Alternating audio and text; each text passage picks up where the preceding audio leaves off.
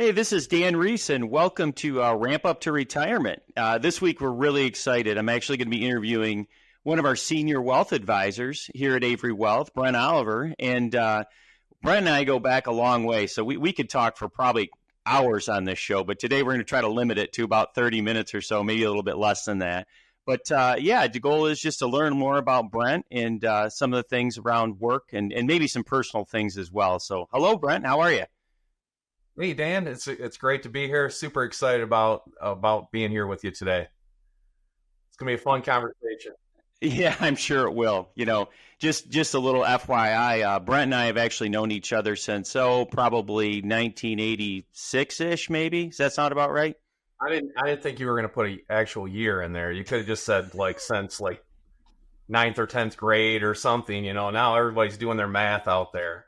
Yeah, well, math, that's what we're about, doing math. So that's good. So make sure everybody figures that out. So yeah, Brent and I are young. That's all you have to remember. We were like Doogie Howser, graduated. Maybe we want to go the other way. I don't know. But anyway, let's just start out a little bit, learning about Brent. So Brent, what got you into this industry? What made you decide that this was something you wanted to do?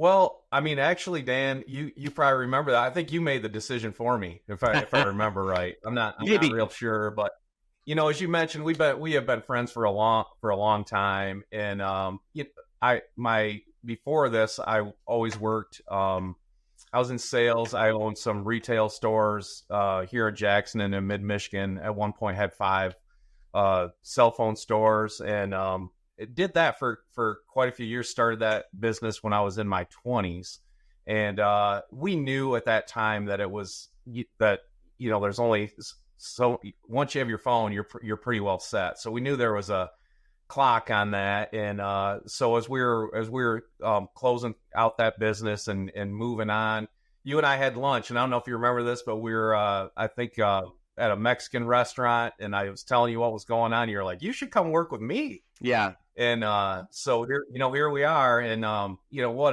it's been a blessing, actually. I absolutely love this business. We have a lot of fun in the office, and we help a lot of families, really achieve the things that are most important to them. Yeah, yeah. It's been a lot of fun. Yeah, and I think just to kind of piggyback on that a little bit, this business is all about people, and I know I'm biased. I mean, Brent and I have worked together a long time, but Brent's one of the best people I know as far as communicating and getting along and really with a good heart and wanting people to do well. I mean, that goes back to his coaching, a lot of different things he's done, which maybe we'll get into a little bit today. But that was one of the things when I saw Brent was open to some new opportunities. That was a great time to begin talking about maybe working together. So a little bit more background on that. So let's talk a little bit about the people you like to work with. So, if you think about, hey, who are ideal families or people that you feel like you can help the most? So first of all, I think that this is really, really important. I mean, we want to bring value to people, right? And I think when it comes down to it, specializing in a certain group of people really helps you serve them better. And I think it's really, really important to have an ideal client. That doesn't mean that's all we work with, but we serve a lot of people that are approaching retirement or are in retirement. I'd say 5 to 10 years maybe before you're thinking about retiring is a really good time to start working with us.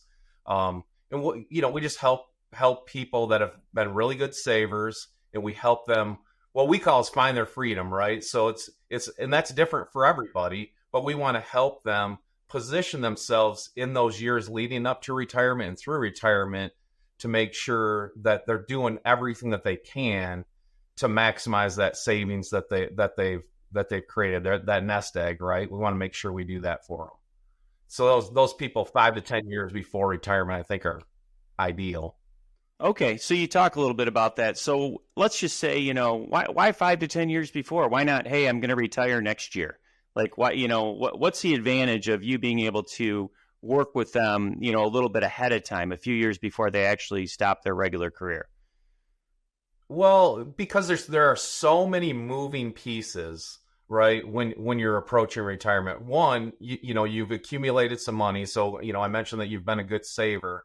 And so there's all kinds of different things, making sure that your investments are positioned in the right way, making sure that you're going to be able to be tax efficient in retirement, making sure that things are going to pass on when you're no longer here, to the people that or causes that are important to you. Making all those decisions, whether you have a pension or Social Security, how do you use that income? How do you use your investment resources? All those decisions have to be made, and a lot of times it can be overwhelming. And so what you don't want to do is just sit around and hope that you make the right decisions with no idea, right? And so we want to start to build a path for you to run on to help you achieve the things that, finding that freedom, whatever that is for you. Yeah, yeah. And I know you've talked to me a lot about some of the things you've worked with clients around taxes, right? So can you change your tax picture if you start a little earlier versus waiting right until retirement? Oh, yeah. I mean, there is no doubt that, from a tax standpoint, where you're saving and then as you helps a ton, right? So how you're saving while you're still working. And then early on in retirement, a lot of the decisions around Social Security can make a big impact on your tax situation. Maybe there's some Roth conversions, which is a strategy that we sometimes employ to help people be tax efficient throughout retirement. Those are all areas where we can make a huge impact on a family if we get with them early enough and we have the opportunity to help them, align those tax strategies with what they're trying to achieve. Yeah, that's great. Yeah, and I can tell, obviously, we work in the same business, so I understand many of the things you're talking about, the complexities. So with that, I mean, obviously, it's really important to be educated in these areas, right? So, like, how have you gone about educating yourself, and are there things you've done to kind of continuing education to be able to put yourself in the best position to give really good advice to these families? Yeah, for sure. And I think you were pretty instrumental in this part of it is when I first came on board with Avery Wealth, one of the things that you talked about we've got to get done is, become a certified financial planner. And so that was a process, as you're a certified financial planner as well. And so it's just a process that you go through. There's classes that you take. There's a lot of review, there's a lot of study, and then there's a board exam. And so it covers areas: investment, tax planning, estate planning, insurance, retirement planning. All those different things are in the coursework, and it's super, I think, important to have that background and that knowledge because, let's face it, we're helping people, achieve the life that they want to achieve, and we're helping them make decisions that are going to impact the rest of their life and probably their kids' lives. And so it's really, really important to have that background and that education in that area. Yeah. And so with the certified financial planner, are there additional things ongoing that you need to do in order to maintain that? Yeah, the continuing education, so that we maintain it through continuing education with certified financial planner. And then, there's other continuing education that we do with insurance. There is with the state as well that requires quite a bit of continuing education, and so there's usually a big sigh when you get that completed, because it is quite a bit of work. I know there's times where you have your office door closed and I have mine closed, and it's like, oh, I'm going in for a few hours here, and I'm gonna do some work now on education. So that's always ongoing. It's always out there looming. Yeah, yeah. And I think that's a good thing to point out because the world's ever changing around finance, the tax rules, all the different things that exist. So it's really, I think it's important that continuing education that's going to allow us, you and I both, and everybody that is a certified financial planner, to stay up on those things, right?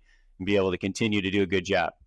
Yeah, for sure. Things change, and we want to make sure that we're staying informed and that we're able to, help provide solutions to our clients they're going to, hopefully help them be as successful as they possibly can be. Yeah, yep, absolutely. So let's switch gears a little bit. Let's talk about, I know you and I have had these conversations many, many times, but about overall philosophies on things, right? So we feel, I think both of us, it's important to have a way of thinking, if you will, around whether that's life, business, investments. So let's talk a little bit about, your philosophy on business investments, things like that, as you work with families? So I think it's just critical that whenever you're making a investment decision, that it always has to start with the financial plan, right? So we have to know what it is you're trying to achieve, when you want to achieve it, and the other things that are important, like values that you may have, causes, family members that are important to you. Like, what is it that you're trying to do? Because if we don't have that, we really can't make recommendations on what you should be doing with your investments. So the investment philosophy always has to start with that financial plan and making sure that you're doing things that are going to help you get to where you want to get to. Yeah. Yeah. I want to just unpack a little bit. You mentioned values. And so some people might think, well, why do you need to know my values? You're going to help me with investments and things like that, or taxes. Like, can you talk a little bit about that, the importance of understanding a family's values when it comes to overall financial planning? Yeah. I mean, I'll tell you, this is an area that I like to do with people who are struggling in this area, is just to create a statement of financial purpose, which really is just like, okay, what's really important to us? Because everybody has limited resources. It doesn't matter who you are. And so we want to make sure that we're helping you put your resources towards what's truly important to you. And it makes it a lot easier to make difficult financial decisions if you understand those values, right? So maybe it's charitable, maybe it's it's really important to somebody that they pass on a certain amount of money to a child, or maybe they have a special needs child. There's all kinds of different situations. Maybe somebody just really values quality time with their spouse and they want to travel a ton, right? We need to know those types of things so that we can help position their investments to be able to do the things that they're trying to do. And that's different. It's different for everybody. And I mentioned it earlier, that's finding your freedom, right? Like, those are all different freedoms. Like, somebody may prioritize one thing and somebody else another, but we want to make sure that whatever decisions or whatever recommendations we're putting forward to somebody is really what they're trying to achieve. And I think that goes to, us being a fiduciary, right? I mean, you can't be a fiduciary if you really don't understand what somebody's trying to achieve. That's at the root of it. And so I think that's a really important piece. I think, and I've found, I think, just to chime in on that a little bit, I think when the values are clear, money becomes people become much more at peace with their money. Would you agree with that? Oh, there's no question. There's no question. You're not maybe holding on to it as tightly, or, because it's going towards the things that are important to you. Yeah, I think that's excellent. So let's switch gears a little bit. Let's talk a little bit about who you are as a person outside of work, because I know you've been involved in a lot of different things. So why don't we spend a minute and just start off with some of the things you've done in your community that you feel, are important to you and you've taken part in? Yeah. First of all, my parents were super involved in the community. My dad was always the coach, and my mom's running everybody around. My parents are super active and very, very involved. And, it's been the same thing for me. I've coached, I don't know how many different teams that I've coached, whether it's football, basketball, baseball. I was the director of baseball for Little League out in our local community for a few years when my two older sons were going through that. And I'm currently the treasurer on the Board of Education for Western Schools here in town. In my 7th year, as you know, so it's a pretty big commitment, and I'm on the ballot here in November. So it's not a plug to vote, because I don't need anybody to vote, because no one's running against me. So I feel like I have a pretty good chance of securing the spot. I'm feeling very confident. Yeah. That role on the Board of Education, I mean, we are obviously, education is important to both of us. So can you just speak a little bit about, the kind of the experience that's been and what it's brought for you, and how you feel like you've really helped them with your background? It's very rewarding. There's quite a bit of time, as you know, because I know you've served in that capacity as well. over the years. And there's a lot of time commitment to it, but I really feel great about the direction financially with the school district, which is one of the areas that I feel like I've really been able to help them. We've done some really positive things since I've been on the board, and sit in a really good position financially as we sit right now. So we've created a lot more. I don't want to get into too much detail, but when I got there, we just had like one general big savings account, if you will, not to get technical. And we were able to separate out some money and dedicate it to certain areas. And it's really helped people know that money's there available. So say curriculum, for example, they always have the same amount of money every year if they want to save for something in the future. It's not like we take the money from them if they don't spend it in year one. So we've done some really positive things since I've been on the board. And I'm really excited about that and how it's going to impact the kids that were, that ultimately is the reason that I'm on there.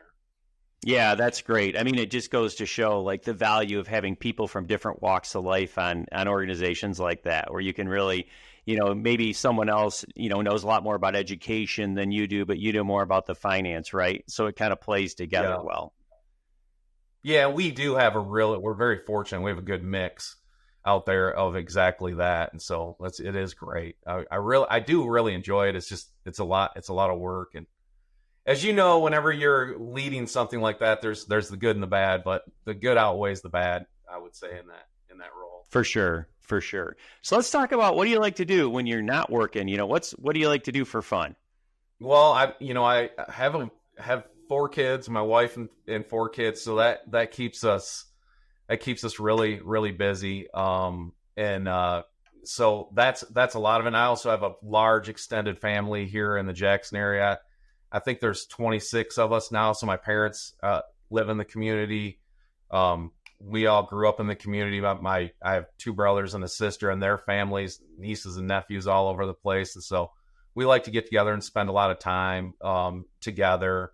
And then, I have a great group of friends, and I really enjoy playing golf, exercise, reading, and I love to travel. So those are some of the things that I really like to do.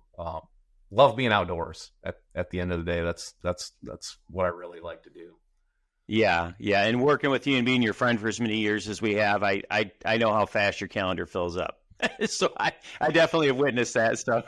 Yeah, as yours does. It seems like we come back from the weekends a lot of time, and it's like, oh my gosh, I'm exhausted. I'm glad I'm back here at work where my day is like scheduled out, and I'm ready to go, because the weekends, especially in the summer, fill up super fast. Yes, they do. So, hey, let's talk a little bit about, is there one thing that you kind of tend to recommend to most of the clients, family or friends, when it comes to, money and things like that? Yeah, I think, we've talked about this quite a bit, I think, Dan, is that structure and discipline, win the day. It doesn't matter what you're trying to do. If it's with investing, if it's with saving, if it's, with some other goal that you have, outside of finance, if it's, trying to lose weight or exercise or whatever it is you're trying to do, like staying structured, staying disciplined. So setting a plan and sticking with it over a long period of time, and just really being intentional with what you're trying to achieve. That's how you're successful. And that's no different when it comes to money, and a lot of times somebody wants like this magic recipe that it's going to happen overnight, and that just doesn't exist. Right. And so we just want to kind of keep hammering that home, structure and discipline. Yeah, it's funny. I know we've talked a lot about so many things in life that are rewarding, like basically creating financial, stability or being in shape. There's not like this immediate gratification, right? And we live in that society. Yeah. And so it is interesting when you talk about that, because, the immediate gratification, which gives us that rush, if you will, winning the lottery, all my problems are going to be solved. Really just doesn't work out for most people, does it? No, because there's no structure and discipline in winning the lottery. And we know what happens a lot of times when people have this windfall of money. a lot of times because they didn't have to do anything to really achieve that, it ends up going away pretty quickly, right? But Yeah. when you've done structure and discipline, you just have a lot better chance to maintain that success. And so, sometimes that's just like gradually seeing the success is a huge motivator. Yeah. Yeah. Agree 100%. So let's talk about something fun. What's something that no one or maybe none of the listeners know about you in your varied past and history? Oh man, like this is so I did have a feeling you might ask me this question. So I was talking to my wife about it, and she was like, "Do not say this one." And so I'm going to say that one. So a lot of people don't, I've been involved in sports my whole life, right? And I mean, I've football, basketball, and baseball. I enjoy playing golf. But when I was 11 years old, actually, my younger brother Mark was a really good swimmer, but they couldn't get him to go to the city meet, and so my parents like were having trouble, and they were like, "Well, Brent will do it with you." Well, so I went to this city swim meet, and I actually won the 50-meter freestyle city championship when I was 11 years old. So it's kind of funny. I always tell my parents that joke because I'm like, you guys didn't have any confidence in me. You just thought Mark was going to win. You didn't think I was going to win. So it's kind of a funny deal. But so I'm not in the Olympics or anything, believe me. But it was fun, fun time, and so funny little story. Yeah, it's funny, just a little add on to that. I was actually watching the Olympics recently, and Snoop Dogg and Michael Phelps were doing some laps in the pool. And I mean, if I would have known you and your history, maybe we could have put you alongside them, see who would win that. That would have been cool. I think I could beat Snoop Dogg. he's pretty long. I don't know. He does look like a swimmer's build. He's got some length to him. I actually saw that same little clip on the Olympic coverage, and it was really funny. Yeah, yeah. So hey, you've got a lot going on in life, family, you've got work, you've got, some of the things you mentioned earlier. So is there like a mantra or motto that you kind of keep in your head to stay on track? Because it's probably easy to get, off track when you have so many things going on. My wife, who's a heck of a lot smarter than I am, always says this to me, and I think about it all the time. Actually, it's just trust the process, right? And so we're very process driven here at work, and I'm sure that'll be part of this podcast, is just talking a little bit about that process, in future episodes. But there's so many things in our life that we have no control over, right?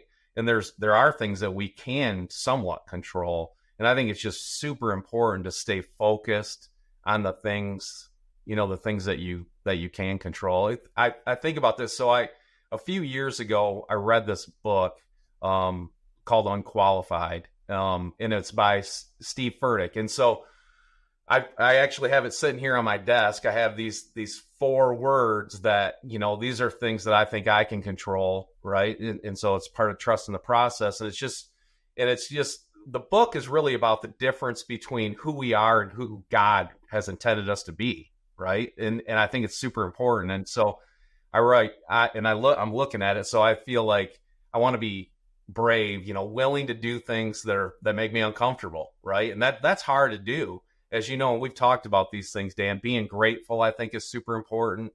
And then being valuable to other people. And then just, loving other people. I think that's like those things are so important. And those are the things that I can control. Those are the, like when I get back to trusting the process, that's the process for me. If I do those things every day, I know that I'm taking care of things that I need to take care of and letting the rest of it go. I think, I'm not saying I'm perfect at it, because I'm not, but I if I can get a little bit better at that every day, I feel like it'll be a success. Yeah, yeah. I mean, that actually sounds like a great way to kind of reduce stress a little bit, right? Because, we get stressed about things, all these things we can't control. So when you focus in and you realize, hey, I'm focusing on these things that I can control that really are the most important. So it sounds like that's a good way to help reduce that. So. Yeah. And so Shannon and I will laugh about it, because I'll start going down that road, and, I'll know as soon as she opens her mouth, like, trust the process, and I'm like, okay, And hey, I say it to her too, so it's not it's a two-way street. I know Shannon. I think she's better at it. I'm going to give her the, benefit there. I would say yes. Yeah, for sure. Hey, so this has been great. It's been great learning more about you, your background, both, outside of work and within work. And so I'm sure there's people out there listening that would like to maybe talk to you a little bit about their own financial planning and investment planning. So how would they go about doing that? Well, so, we're always available to sit down, have a conversation with you. You can reach us at 517-783-1695. Or, of course, you can always go to our website, averywealth.com, AVERY wealth.com. There's all kinds of resources on there. So we have under tools, there's risk surveys, there's a retirement readiness quiz, there's some 401k calculators, and then we also have some download reports. And there's a contact us, so you can just click on that, schedule, and it sends us an email. We'll reach out to you. So just encourage you, if you feel like you want to talk to somebody, or you feel like we can bring value to you, we'd love to sit down and talk with you. Yep, and I highly recommend it. Like I say, I'm biased because I've known Brent a long time, but he couldn't find a better person to talk to about those things, and especially something as important as your finances and planning. So that's great. And so just want to talk a little bit too about some upcoming things that we're planning on. So with the show, one of the things Brent and I talk about all the time is, people sometimes what you know, and a lot of times what you don't know, but where you get into real trouble is, what you don't know, you don't know. Did I say that right? I think. It's like this, but I got you. Yeah. So we want to help you guys, everybody out there listening, over time to start learning about the things that you don't know, right? And because that's where you get into trouble. And so it's really important as we talk more through these episodes about taxes, about, investment planning, about financial planning in general. So yeah, we're really looking forward to that. But today I just want to wrap up and say thank you, Brian. I really appreciate your time. And I hope everybody enjoyed it and got to know a little more about Brent. Yeah, thanks, Dan. It's been a lot of fun. Thank you for listening to Ramp Up Your Retirement. Click the follow button to be notified when new episodes become available. Visit our website at www.averywealth.com or give us a call at 517-783-1695.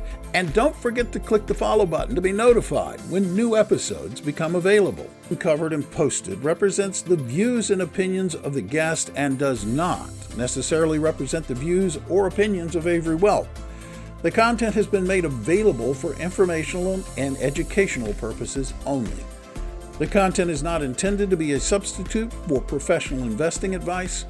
Always seek the advice of your financial advisor or other qualified financial service provider with any questions you may have regarding your investment planning.